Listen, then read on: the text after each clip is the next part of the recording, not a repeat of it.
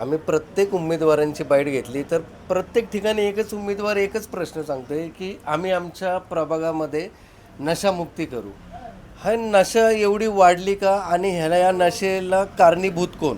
की पुणे हे विद्येचं माहेरघर असताना सुद्धा आज पुणे नशामुक्ती करण्यासाठी प्रत्येक उमेदवार सांगतोय आणि पुण्याची ही बदनामी होती. नाही काय आहे तुम्ही बघितलं सध्या की लोकांमध्ये जे युवक येतात त्यांना रोजगार नाही आहे.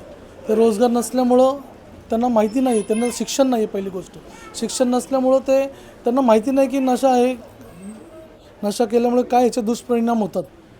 यांची खूप हालत येते, गरिबीमुळं ते नशाकडे वळतात.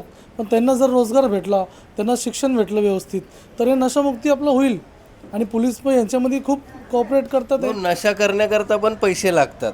आपण जसं सांगितलं की आत्ता नशेसाठी रोजगार नाही आहे, काय नाही आहे, पण नशा करण्याकरता पण पैसे लागतात. मग अशा गुन्हेगार प्रवृत्तीच्या लोकांना किंवा शिक्षण करणारे कॉलेजचे मुलं झाले, काही ठिकाणी मुली पण आहेत, त्या मुलींना पण हे सगळे जे अंमली पदार्थ पुरवले जातात, ह्याला कारणीभूत कोण? याच्यामध्ये तुम्हाला सांगतो प्रशासनच कारणीभूत आहे ना. आज तुम्ही बोलले पुणे शहरात एक जागी नशा असं भेटत नाही ना.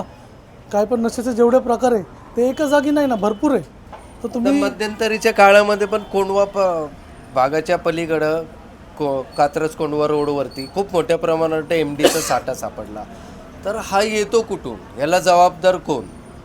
याला जबाबदार प्रशासनच आहे. प्रशासनाचं काम आहे. आणि कोंडवाच नाही, कोंडाला नुसतं बदनाम केलं की तिथंच MD भेटते. MD सगळ्या भागात भेटते.